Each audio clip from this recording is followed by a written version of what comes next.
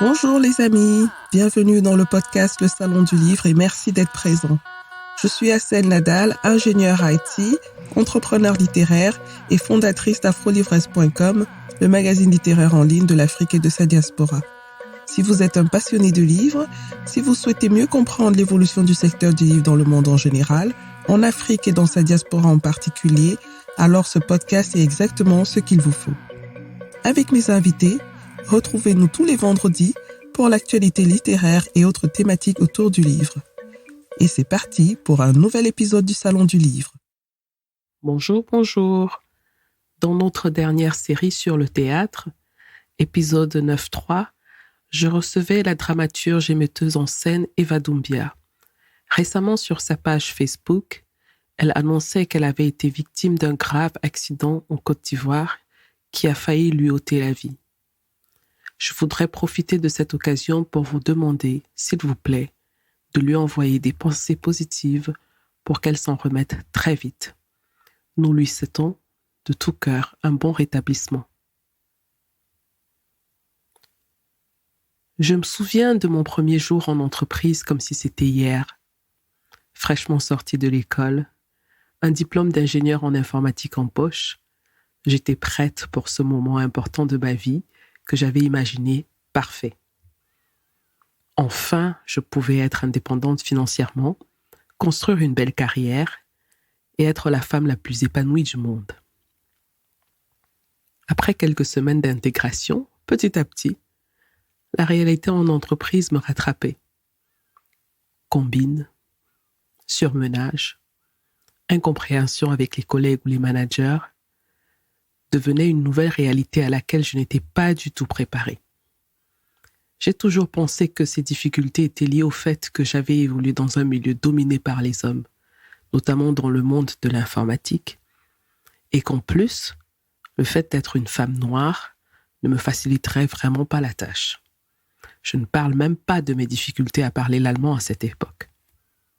Mais, après avoir lu le livre de Deborah Nepping, je me suis rendu compte qu'il y avait un vrai gap entre la vie estudiantine et le monde de l'entreprise. Les jeunes qui sortent des universités ou des écoles ne sont forcément pas préparés à cette nouvelle réalité.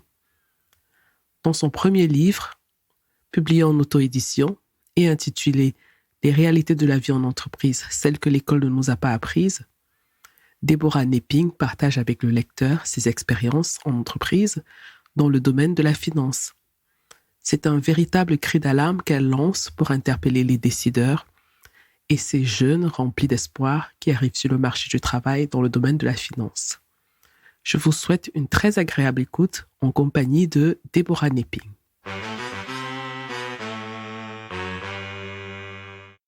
Bonjour Deborah. Bonjour Assel. Comment vas-tu? Très bien, merci. Et toi? Ça va très bien, merci. Alors, Deborah Nepping est mon invitée aujourd'hui dans cet épisode du podcast. On va parler de finances, de vie professionnelle avec Deborah qui vient de publier un livre dont le titre est « Les réalités de la vie en entreprise, celles que l'école ne nous a pas apprises ». Alors, Deborah, avant qu'on ne rentre dans le vif du sujet, est-ce que tu peux déjà te présenter en quelques mots? Oui, bien sûr. Donc, je suis Deborah, je suis chrétienne d'origine camerounaise. J'ai grandi à Yaoundé, qui est la capitale du Cameroun, où j'ai fait toutes mes études jusqu'en classe de licence, comptabilité finance. Et puis, j'ai terminé mon parcours supérieur en France et j'ai démarré ma carrière en finance en France. Tu es arrivée en France directement pour travailler ou tu as poursuivi des études en France avant de travailler en France? En fait, je suis arrivée pour faire mon master finance d'entreprise et de marché. En fait, je suis arrivée grâce à une bourse qu'il y avait entre l'Université catholique du Cameroun et l'Université catholique de Lille. Donc voilà, j'ai passé 2 ans là-bas. Et puis, en fait, quand je suis arrivée en France, il y avait un système de grandes écoles, ce qui fait que l'Université catholique n'était pas très cotée en finance. Donc du coup, j'ai passé le concours de l'ISEC pour un master en finance. Et puis, ça m'a permis de démarrer ma carrière et d'intégrer de grosses entreprises du domaine de la finance. D'accord. Mais quand on dit domaine de la finance, pour des gens qui ne comprennent pas très bien, qu'est-ce que ça veut dire? Qu'est-ce que ça comporte comme domaine, si je peux me répéter? Oui, tu as raison, c'est très vaste. C'est super vaste. Il y a tellement de métiers. En fait, c'est une des choses que j'essaie aussi de vulgariser souvent sur les réseaux sociaux. Il y a énormément de métiers en finance. Et même quand on est sur le banc de l'école, on ne se rend pas compte de la panoplie de métiers qui existent. Grosso modo, je peux dire qu'il y a 3 types d'entreprises spécialisées en finance. Il y a les banques, les assurances et les sociétés de gestion.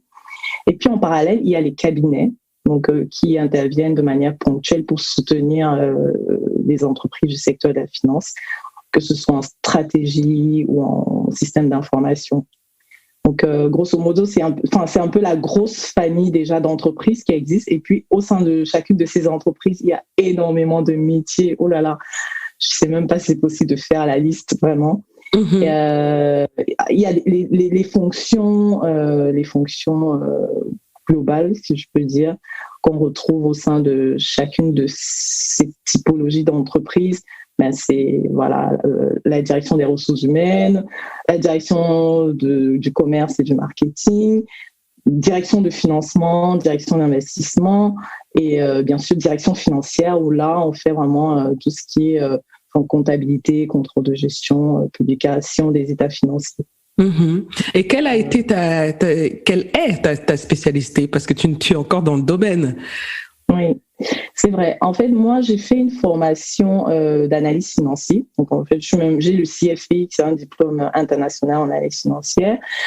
Du coup, grosso modo, j'ai travaillé un petit peu en analyse financière, c'est-à-dire étudier les entreprises et donner un avis, en fait, sur leur santé pour pouvoir conseiller les investisseurs. Mais la grosse partie de ma carrière, je l'ai passée en direction de contrôle, en fait. J'ai oublié de la citer, cette direction d'ailleurs. Donc, c'est-à-dire que pour surveiller toutes les directions qui existent dans une entreprise et s'assurer que les risques de l'entreprise sont maîtrisés. Et vraiment, là, on parle de tout type de risques. Ça peut être des risques financiers, ça peut être des risques de ressources humaines, de stratégie, ça va vraiment dans tous les domaines. Du coup, au-dessus, pour maîtriser tout ça, il y a l'inspection générale qui est une entité de contrôle. En fait, c'est la police. Voilà, imagine ça comme la police. Et du coup, j'ai passé une bonne partie de ma carrière à faire la police, entre guillemets, pour m'assurer que toutes les autres directions des entreprises fonctionnaient bien. Et que l'entreprise était à l'abri d'une faillite ou d'un souci qu'elle ne pourrait pas maîtriser. Est-ce que cela concerne un type particulier d'entreprise en forme de taille, en forme de domaine d'expertise, ou alors même un petit entrepreneur peut bénéficier de ce type de service? Ah oui, tout à fait. Il n'y a pas de critères de taille. Disons que, par contre, la réglementation, en fait, s'assure que des entreprises d'un certain niveau de taille ont une direction d'audit interne, en fait. Et surtout les entreprises cotées. Toute entreprise cotée doit avoir une direction. Oui. Doit avoir une direction d'audit interne. Donc, quand je dis audit interne, c'est l'inspection générale, c'est ce département qui contrôle. Voilà, au niveau de la réglementation, en fonction de la taille et de si on est coté en bourse ou pas, on est exigible, on doit absolument avoir des auditeurs internes, une équipe d'audit interne dédiée. Par contre, si on n'est pas coté ou si on est une entreprise de petite taille, c'est fortement recommandé si on veut avoir un petit peu l'assurance que tout roule, que tout va bien et que tous les processus mis sur pied fonctionnent normalement. Voilà, c'est toujours bien d'avoir un second regard en fait, hors le regard des personnes qui sont vraiment dans le guidon de faire l'exécutif, de faire ce qu'ils ont à faire dans leur niveau, quoi. Je veux dire, les commerciaux, les comptables, les contrôleurs de gestion, les RH. c'est toujours bien qu'il y ait quelqu'un qui a du recul sur toutes ces différentes fonctions et qui s'assure que ces différentes fonctions collaborent bien et s'imbriquent bien pour aller dans le bon sens, en fait. C'est un peu ça le rôle de l'inspection générale. Alors toi, tu es passé par l'université et par les écoles pour ensuite travailler dans le domaine de la finance. Selon ton expérience, quels sont les avantages et les inconvénients de l'école ou de l'université? Est-ce qu'il y a une différence entre les deux? Alors oui, il y a une différence entre les deux. Sachant que, en fait, oui, tu l'as bien dit, j'ai fait les deux et je peux dire que le niveau quand même dans les écoles de commerce, il est assez soutenu. Cependant, il y a de très bonnes universités aussi, comme Dauphine ou Sorbonne ou Sciences Po, qui forment vraiment des futurs professionnels de qualité, et ça, je l'ai vu sur le terrain. Je ne veux pas m'exprimer de manière snob, parce que c'est un peu connu, ceux qui sortent des écoles de commerce, voilà, ils se prennent un peu la tête et ils pensent que voilà, ils sont les meilleurs dans tout. Bon, c'est faux, c'est pas nécessairement vrai. J'ai aussi rencontré des personnes issues d'universités, pas forcément cotées, mais qui s'en sortaient très bien en entreprise, qui étaient vraiment brillantes. En fait, si je dois donner un conseil à quelqu'un qui existe, je dirais privilégier les grandes universités comme Dauphine. Franchement, le coût pour y entrer est moins élevé que dans une école de commerce et la formation, elle est vraiment, pour moi, elle est top en fait. Et de faire attention parce qu'il y a beaucoup d'écoles de commerce aujourd'hui et le coût est élevé. Donc, il faut être sûr lorsqu'on investit qu'on aura un retour sur investissement. Moi, quand j'avais intégré une des 3 écoles de commerce, je ne sais pas si je l'ai précisé. J'ai précisé le nom ou pas? Bon, c'est pas grave. Oui, voilà. Une des 3 écoles de commerce, 3 plus grosses françaises. En fait, j'ai dû m'endetter, quoi. J'ai dû faire un crédit étudiant et je l'ai remboursé pendant 5 ans. Quand même. Oui, donc ça veut dire que voilà, pendant les 5 premières années de ma carrière, sur le salaire qui passait, il y avait la part de l'école qui était prélevée. Donc en fait, avant de s'engager, il faut être sûr que l'investissement vaut la peine parce que on nous vante beaucoup de choses sur les formations et on peut rêver en fait. On peut se dire il suffit que j'entre là et puis hop, je sors, je serai trader, je serai ci. Mais c'est pas forcément comme ça en fait. Au contraire, vraiment le pourcentage de personnes qui finalement en sort sur les métiers les plus prestigieux, le pourcentage il n'est pas si énorme que ça. Je dirais même qu'il est plutôt, il n'est pas conséquent. Donc faire très attention quand on choisit une école. Moi je dirais si vous n'intégrez, faire attention en fait, bien se dire que ce n'est pas que l'école qui va m'ouvrir des portes, mais il y aura autre chose aussi derrière. Mais justement, tu as écrit un livre sur les réalités de la vie en entreprise, celles que l'école ne nous a pas apprises. Alors, moi, je suis intéressée par ton expérience, ta première expérience en entreprise. Comment elle s'est déroulée? Une fois que tu as terminé tes études, tu as dû chercher du travail. Bon, déjà, avant d'arriver à ta première expérience, comment est-ce que s'est passée la recherche du travail? Oui, c'était dur. Pardon. Très difficile. J'ai passé en fait près de 6 mois au chômage à la fin de mes études. C'est difficile à croire parce que en général, on met vraiment le paquet à l'école. On est sérieux dans les cours, dans tout ce qu'on étudie, on collait de bonnes notes.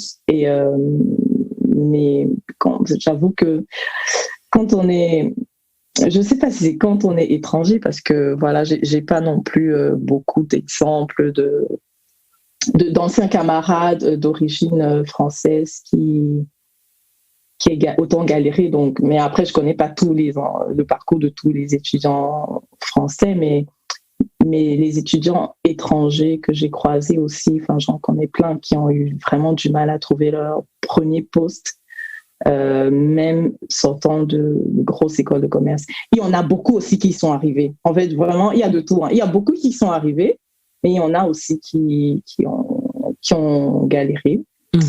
Et Donc, en fait, et même il y en a qui continuent de me contacter à chaque fois, même sur les réseaux sociaux, sur LinkedIn, pour me demander des conseils parce qu'ils n'arrivent pas à trouver et voilà, ils voudraient un petit coup de pouce. C'est pas si évident que ça. Et là, je parle vraiment même des étudiants qui sont de brillantes écoles, hein, ESCP, EDEC, etc. En fait, c'est pas si évident. Faut pas quand on est dans une école ou université prestigieuse, faut pas se dire, voilà, j'ai mon diplôme, donc j'ai mon avenir professionnel assuré. C'est totalement faux, en fait. C'est totalement faux. Il y a un autre effort, et je dirais même l'effort le plus important aussi, qui restera à faire. Et donc, ta première expérience, comment elle s'est déroulée, ta première expérience en entreprise? Oui, donc voilà, finalement, j'ai réussi à avoir un poste. Moi, j'ai démarré ma carrière en cabinet et je conseillerais à tous les jeunes qui m'écoutent, en fait, de privilégier cette voie-là parce que les cabinets recrutent beaucoup. C'est des gros recruteurs en France. Donc, moi, j'ai démarré dans un Big Four, entre guillemets. Et ce qui est bien, c'est que c'était quand même assez structuré. C'est-à-dire qu'on entre en tant que junior et après, on est noté à la fin de chaque mission et puis à la fin d'une année, on progresse au grade supérieur. C'était vraiment structuré, donc ça fait une bonne transition avec l'école. C'est quoi un Big Four pour ceux qui ne le savent pas? Oui, en gros, c'est un des 4 plus gros cabinets mondiaux en audit et en finance. Ouais. Donc les 4 sont Ernst & Young, PricewaterhouseCoopers, Deloitte et KPMG. Donc, c'est les 4 plus gros et ils sont très formateurs, en fait. Et vraiment, ça fait une belle transition vers le monde de l'entreprise. Parce que une fois qu'on est passé par là et qu'on débarque en entreprise, et chaque fois que je dis entreprise, c'est souvent en opposition avec le cabinet où vraiment les choses sont vraiment structurées. En entreprise, oulala, ça peut être la jungle, en fait. Ça peut D'accord. Est-ce que tu as des souvenirs de ton expérience cette fois-ci en entreprise, pas en cabinet, où tu t'es dit c'est pas ce que j'avais du tout pensé, je m'attendais pas à ça? Oui. Alors je peux parler justement de ma toute première année en entreprise. Où du coup, moi, je venais avec l'esprit d'école et de cabinet aussi, finalement, en mode je vais surperformer, je bosse bien, je donne tout ce que j'ai, je prends plein d'initiatives, je bosse sur des projets en plus de ce que j'ai fait, etc. Et comme ça, à la fin de l'année, j'aurai une très bonne prime. Et puis voilà, quoi, parce que à l'entrée, on nous prévient qu'on fait les entretiens et les ressources humaines. On nous explique le système des bonus, entre guillemets, ou des primes, donc en fonction de notre performance. Donc forcément, plus tu performes et mieux plus grosse sera ta prime. Donc je m'attendais à ça, quoi. Donc j'étais même quand même sûre de moi parce que franchement, j'avais bossé. Et mes collègues, eux, qui étaient là depuis plusieurs années quand même, ils connaissaient le système, donc ils n'avaient pas autant de zèle que moi, en fait. Donc du coup, moi, j'étais sûre que je les avais surpassés en termes de travail. Mon chef, il me faisait des retours tout le temps, vraiment. Donc je savais qu'il était satisfait de mon travail. Sauf qu'arrive l'heure de la prime. Et là, surprise générale, en fait. J'ai la prime moyenne, en fait. On était noté sur 5 et la moyenne, c'était 3 sur 5. En général, quand tu as 3 sur 5, voilà, tout le monde, en général, toute personne moyenne qui avait juste fait son travail avec 3 sur 5, en fait. Et il y avait un collègue où, franchement, oh là là, mais vraiment, je me souviens même pas de ce qu'il avait fait de particulier. Non, mais vraiment, lui, parce que quand je suis arrivée, j'ai pris son périmètre. Donc, en fait, en gros, lui, il avait plus rien à faire, mais je savais qu'il était très proche de mon chef. Ils rentraient souvent ensemble le soir, ils prenaient le métro ensemble, etc. Et puis, il intervenait souvent de manière ponctuelle pour aider s'il y avait besoin, en fait. Mais sinon, rien du tout, en fait. Et c'est lui qui a eu plus de primes que le reste de l'équipe, quoi. Ah, bon, moi, j'étais tellement dégoûtée, mais j'imagine. pas. Non, mais franchement, j'ai trouvé ça tellement injuste. Oui. Tellement. Et là, tu as eu ta première leçon. Ta première clairement. leçon de la réalité en entreprise, que tu décris d'ailleurs très bien dans le livre. Ta première leçon qui est la connaissance seule ne suffit pas. Ne suffit pas, mais absolument pas. Absolument pas. Vraiment, ne vous dites jamais « Ah, mais je suis bon dans mon domaine, je travaille bien, j'ai de bons résultats factuels, donc j'aurai une bonne augmentation, ou donc j'aurai une prime, ou donc j'aurai cette promotion. » Non, c'est pas comme ça, en fait, c'est pas automatique. Et c'est pour ça que je dis, on a besoin de faire un pont entre le monde de l'entreprise et le système scolaire, parce que finalement, dans le système scolaire, on est plutôt habitué à ça, en fait. Plus tu travailles, mieux de meilleures notes que tu auras, en fait, mieux tu seras classé, et puis tu passeras en classe supérieure, et enfin, c'est la logique, quoi. Mais en entreprise, en tout cas dans les entreprises françaises, parce que quand je discute avec quand même certaines personnes qui bossent dans les pays anglo-saxons, elles me disent que c'est pas du tout comme ça, en fait. Donc, premier constat dans les entreprises françaises où j'évolue, de toutes les façons, ce n'est pas automatique. Et il faudrait juste que les gens le sachent, que voilà, c'est une des règles du jeu, en fait. Il y a autre chose, il n'y a pas que la performance, en fait. Alors, moi, je suis curieuse de savoir. Moi, j'ai vu des films comme Le Loup de Wall Street. Et donc, on a eu une idée comme ça, vue de loin, de la finance un peu folle. On sait ce qui s'est passé avec Goldman Sachs. On entend souvent des choses se dire sur la City. Voilà, donc il y a Madoff. Donc, il y a tellement d'histoires dans la finance. Mais si j'ai quelqu'un qui est dans le domaine, moi, je vais pas m'en priver, hein, je vais poser des questions. Alors, dis-moi, est-ce que ce qu'on voit dans le Loup de Wall Street, par exemple, c'est-à-dire les traders qui sont un peu fous, qui sont des drogués, hein, on peut le dire comme ça, hein, des drogués, qui ont une vie vraiment à l'extrême, quoi. Est-ce que tu as vécu ça? Est-ce que ça reflète la réalité? En tout cas, moi, personnellement, je ne l'ai pas vécu de mes propres yeux, tout ce côté extrême là qui est décrit dans le film. Mais en fait, j'ai entendu dire beaucoup de choses, mais bon, je ne vais pas parler de ce que j'ai entendu dire. En dehors de ça, tout ce qui est drogue, alcool, c'est une réalité dans certaines entreprises et surtout à certains postes qui sont très stressants.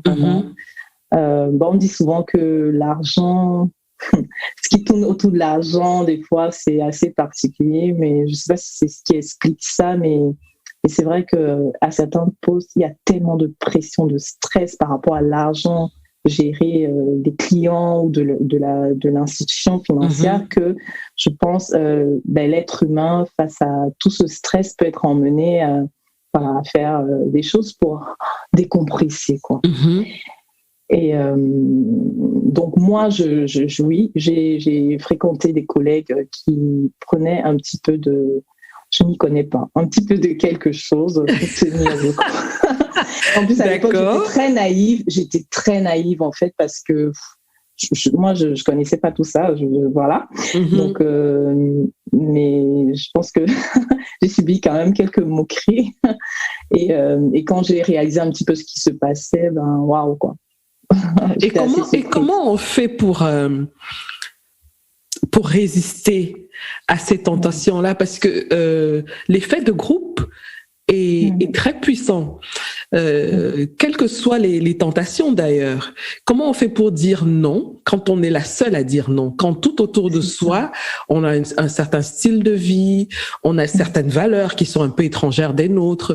Où est-ce que tu prends la force, où est-ce que tu as pris la force de rester intègre et de garder les valeurs que tu avais avant de rentrer dans ce monde-là? Ouais, merci pour cette question, Assel. Tu as totalement raison, hein. Vraiment, je peux pas juger ceux qui le font, quoi, ceux qui ont besoin de ça pour vivre, parce que malheureusement, l'effet de groupe, comme tu le dis, fait souvent que pour ne pas être mis à part, Et vu que le côté social est super important, voire carrément presque capital pour pouvoir évoluer en entreprise, ben, beaucoup de gens le font parce que les collègues le font, le chef le fait, donc voilà. C'est pour ça que, en fait, c'est très important de connaître son identité et d'être cohérent avec son identité en entreprise. Et moi, j'ai la ferme conviction que l'épanouissement en entreprise, il commence par là. Et que beaucoup de gens ne sont pas épanouis aujourd'hui juste parce qu'ils ne se sont jamais posé de questions par rapport à leur identité, d'où ils viennent, où ils vont, comment est-ce qu'ils veulent mener leur vie et comment est-ce qu'ils placent le travail dans leur vie, en fait. Qu'une fois qu'on se pose et on prend le temps de répondre à ces questions, ben, il y a beaucoup de choses qu'on fera pas, en fait, parce que tout simplement, ça n'entre pas dans notre projet de vie. Et par contre, si on ne prend pas le temps de se poser ces questions, finalement, on n'aura pas forcément des valeurs sur lesquelles s'accrocher et puis on pourra se laisser mener voilà, comme une feuille, en fait, au gré du courant qui passe, en fait. C'est très important de connaître son identité et le système d'aujourd'hui, métro, boulot, dodo, ne nous laisse pas souvent le temps de se poser des questions existentielles, en fait. Et pourtant, une fois qu'on a trouvé ces réponses, ben, on sait ce qu'on veut dans la vie, en fait, tout simplement. Et voilà, on peut résister au compromis parce que tout simplement, on sait quelle place le travail occupe dans notre vie et que on n'est pas prêt à accepter ou à faire certaines choses pour accéder absolument à une promotion à tout prix, quoi. Est-ce que c'est un travail que tu faisais déjà avant de rentrer dans le milieu de la finance, ou alors tu as dû vraiment prendre le temps de te poser, de réfléchir sur ta vie, sur toi-même, donc se poser ces questions existentielles là. Quand est-ce que tu as commencé ce travail sur toi, ou alors tu l'avais déjà bien avant d'entrer dans la finance? Ben non, franchement, tout ce travail, il est quand même, je dois reconnaître que finalement, des fois, les échecs peuvent nous faire grandir, mais vraiment nous font grandir. Ça, c'est vrai. En ce qui me concerne, ce travail que j'ai entre guillemets fait sur moi, il est l'aboutissement d'un échec entre guillemets et de plusieurs frustrations. De quelques discriminations. Voilà, je pense que au moins ça a du bon et vraiment, franchement, quand on dit que les échecs sont là pour nous faire grandir, ben, en fait, je peux témoigner que c'est vrai. Moi, ça m'a permis du coup de prendre du recul et de me poser toutes ces questions existentielles que je continue de me poser d'ailleurs, mais j'ai trouvé des réponses déjà qui m'ont mise en paix avec moi-même et que j'essaye de partager aussi quotidiennement avec d'autres personnes et en discutant, beaucoup d'autres personnes aussi ont fait ce travail-là et franchement, ça leur fait du bien, quoi. Ça leur fait du bien.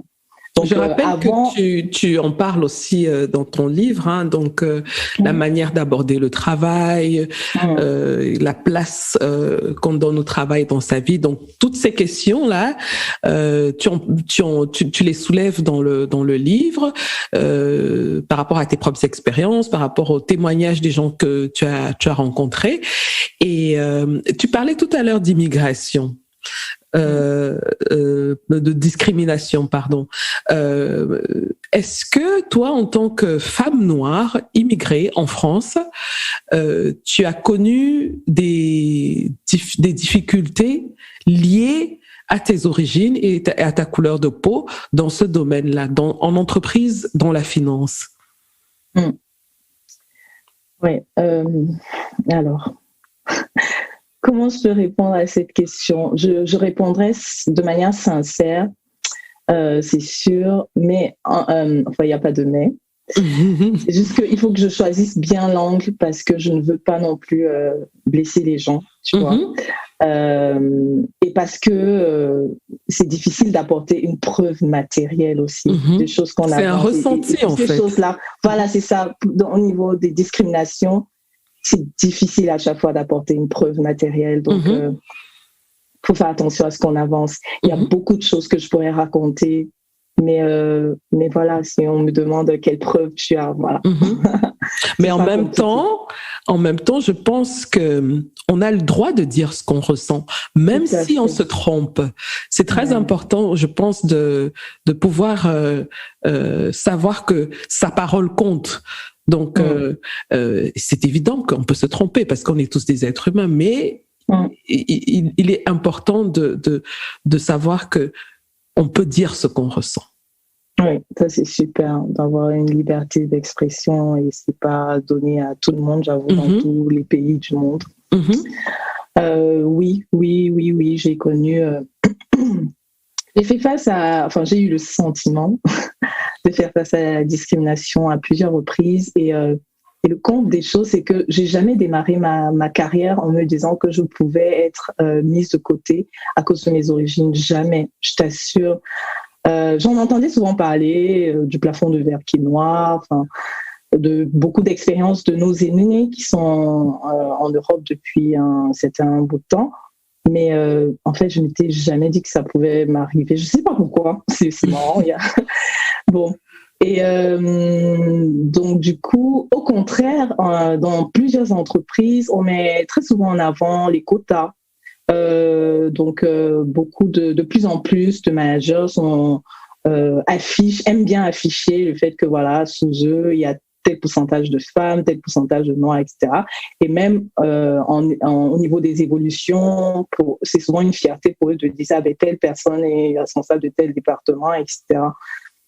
Donc, au contraire, en fait, moi, en débarquant dans certaines entreprises, je me disais que ça allait être un point fort, on peut dire. Et même souvent, mes collègues blancs me disaient souvent, mais oui, mais voilà, vous êtes un peu mis en avant. Là, il y a des quotas et vous êtes moins nombreux que nous, donc voilà, c'est facile. Mais sauf que, en fait, malheureusement, j'ai réalisé qu'il y avait encore beaucoup de préjugés, vraiment. La route est encore longue pour nous les Noirs. Il y a beaucoup de préjugés, beaucoup. Et après, moi, je n'incrimine pas que... Enfin, nous aussi, on est un petit peu responsables, vraiment, quand je fais l'analyse un peu de mon parcours et de cet échec que j'ai en tête. En fait, nous aussi, on est un petit peu responsables parce que il y a un problème culturel qui n'a rien à voir avec le racisme. Responsable de quoi d'abord ? Ça m'intéresse.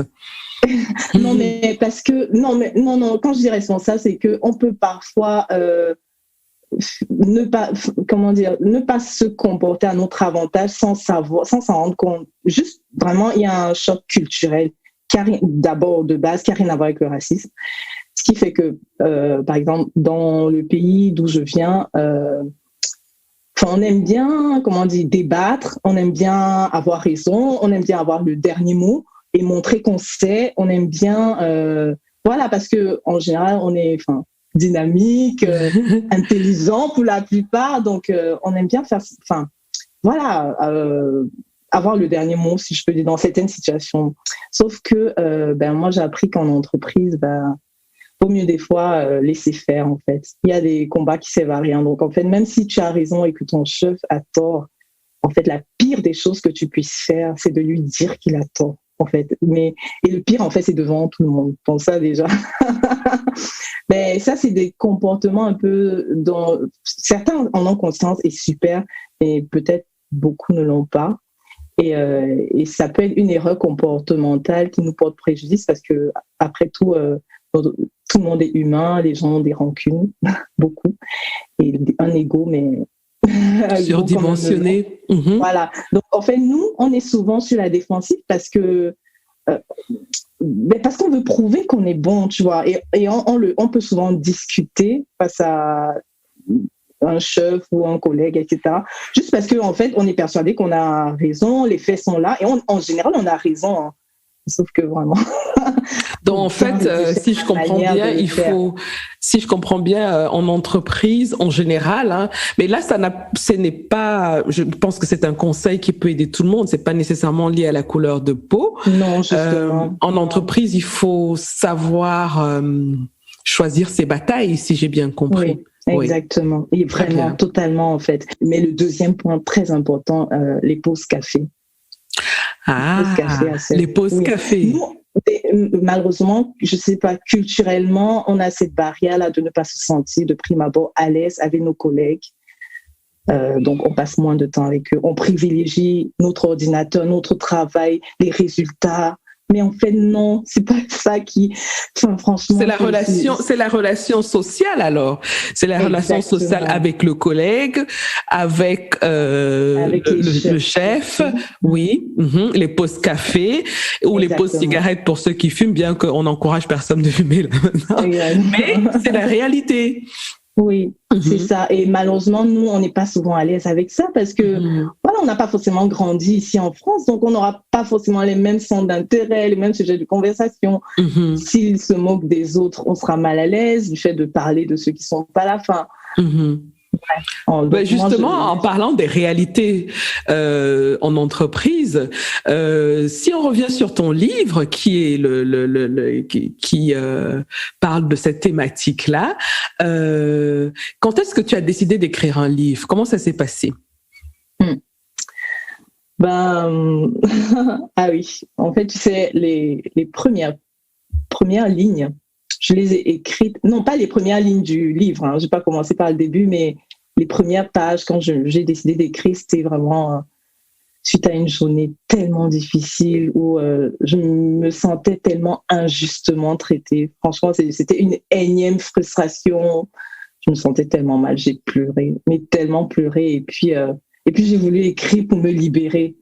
Et en fait, j'ai toujours aimé écrire. Je tenais déjà un blog bien avant ça. Et puis même quand j'étais petite, je tenais toujours un journal intime. J'écrivais des poèmes, des trucs comme ça.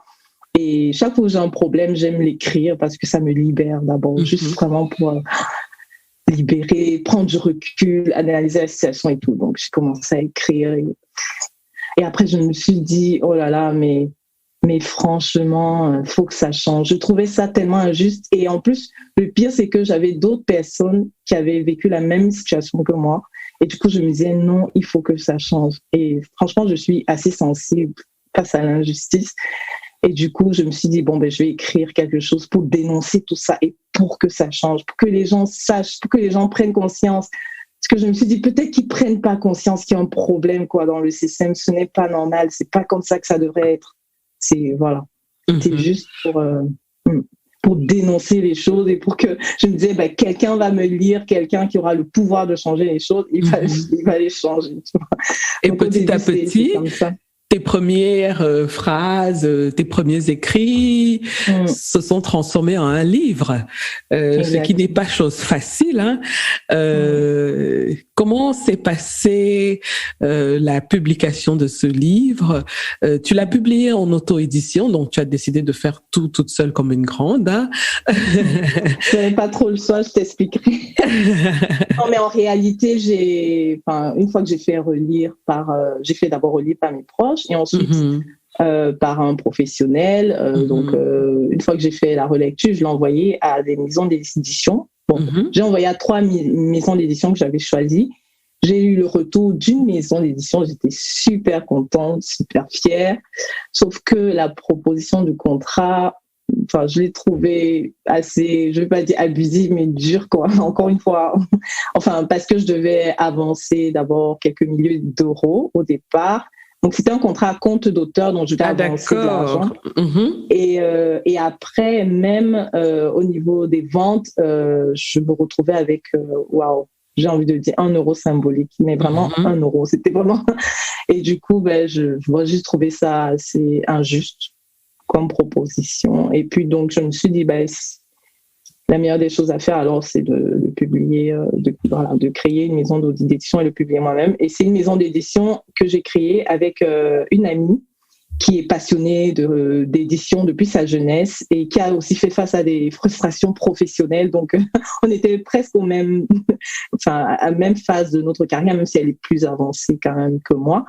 Et donc, voilà. Et comme elle est plus douée dans tout ce qui est édition, je me suis associée avec elle. Très bien. Et comment s'appelle cette maison d'édition nouvellement créée? Donc, ça s'appelle Share Editions, donc, en anglais, pour partager des témoignages. On est spécialisé sur tout ce qui est développement personnel et témoignages de vie. Parce que on est persuadé que on apprend toujours des expériences des autres. D'accord. La théorie ne suffit pas.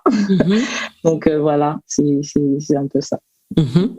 Et n'hésitez pas s'il y a des jeunes auteurs qui aimeraient être accompagnés. Certainement, il y en a qui nous écoutent, donc je mettrai les liens, les informations dans la description de l'épisode. Et donc on va arriver bientôt à la fin de notre entretien. Déborah, ça va très vite, hein? Ah ouais, très très vite. Ça va très tellement agréable. Oh là oui. C'est un super bon moment que tu me fais passer à ça. Merci. Donc, alors, ce que moi je veux savoir pour terminer, parce qu'on peut y passer des heures et des heures et des heures. Alors, est-ce que tu as de futurs projets de livres? Oui. J'en ai plein en tête. C'est juste qu'il faut que je prenne du temps pour avancer. Mais oui, toujours lié à l'épanouissement professionnel, pour conseiller les gens, parce que les gens traversent tellement de moments difficiles en entreprise. Et tu sais, ça nous prend 5 jours sur 7, minimum. Ça nous prend 70% du temps de notre vie, même au global. Et c'est très important, en fait. Faudrait pas... Ça, c'est important qu'on y passe du temps et que vraiment, si on ne se sent pas bien à son travail, il faut se poser des questions, il faut faire une analyse. Donc, j'aimerais aider les gens, en fait, les accompagner dans ce justement, toujours dans l'idée d'aider les gens, tu viens de lancer un podcast qui s'appelle Pro Épanoui. Pro Épanoui. Donc, on peut le retrouver sur les différentes plateformes de podcast. Exactement. Et tu as aussi une page internet, page Facebook qui s'appelle Pro Épanoui. Donc, on peut te retrouver là-bas. Est-ce qu'il y a d'autres adresses par lesquelles on peut te suivre? Surtout Instagram, parce que c'est vraiment là que j'ai des pensées encourageantes tous les jours pour les travailleurs et que j'échange avec ma communauté. Toujours Pro Épanoui? Oui, Pro Épanoui, surtout tous les réseaux, c'est Pro Épanoui. Ouais.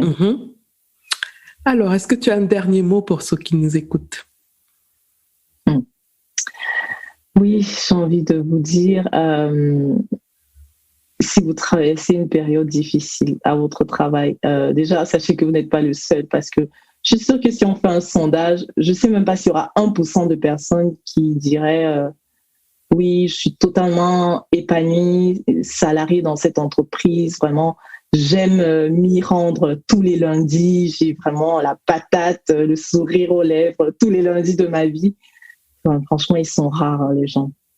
Et en général, nos problèmes en entreprise, ils sont rarement liés au travail en lui-même, parce que en général, le travail en lui-même, il est faisable, quoi. C'est pas ça le problème. Le problème, c'est souvent les gens. En fait, c'est toujours d'ordre relationnel. Voilà, il y a des conflits ou des zones, je dirais des zones floues, grises avec tel collègue, des zones troubles. Voilà, c'est le terme adapté. Il y a des zones troubles avec mon chef, voilà, je me sens pas trop bien, etc. Donc déjà, vous n'êtes pas seul. Et puis, prenez le temps d'analyser, de vous analyser, vous, parce que la vie, elle est courte, on est tous de passage sur Terre. Et c'est important de donner du sens à votre travail, parce qu'il vous prend 70% de votre vie minimum. Donc, ce serait dommage de ne pas vivre pendant tous ces 70% de temps-là, parce que finalement, ce que beaucoup font, c'est qu'ils se disent « Ah, moi, je suis en entreprise du lundi au vendredi et je vis vraiment le week-end, ou je vis vraiment le soir à partir de 19h, ou je vis vraiment pendant les vacances. » Mais non, quoi. Ah, stop. Prenez le temps juste de vous analyser, de trouver des réponses aux questions que vous vous posez, de donner un sens à votre travail dans la perspective de votre vie, en fait. Pour moi, l'épanouissement, il démarrera vraiment là. Quand vous aurez compris d'où vous venez, où vous allez, quelle place le travail a dans ce parcours, en fait, tout viendra, tout suivra, en fait. Très bien. Pour moi, c'est un peu ça la clé, juste tout simplement. Ok. Mais merci, Déborah. Je rappelle le titre du livre qui est, alors, pour que je ne dise pas des bêtises, les réalités de la vie en entreprise, celles que l'école ne nous a pas apprises. Et il est disponible sur toutes les plateformes classiques de vente. Merci, Déborah. Merci à toi, ça fait vraiment un plaisir. Moi, pareil. À bientôt. À bientôt. Voilà les amis, c'est terminé pour aujourd'hui. Merci d'avoir écouté jusqu'au bout. Si vous avez aimé cet épisode, je vous serais vraiment reconnaissante de vous abonner au podcast pour être notifié de la publication des prochains épisodes. Vous pouvez aussi partager l'épisode, y laisser un commentaire ou le noter avec 5 étoiles. Vous pouvez poser vos questions par WhatsApp en envoyant un message au numéro +237 6 80 81 54 24. À bientôt les amis.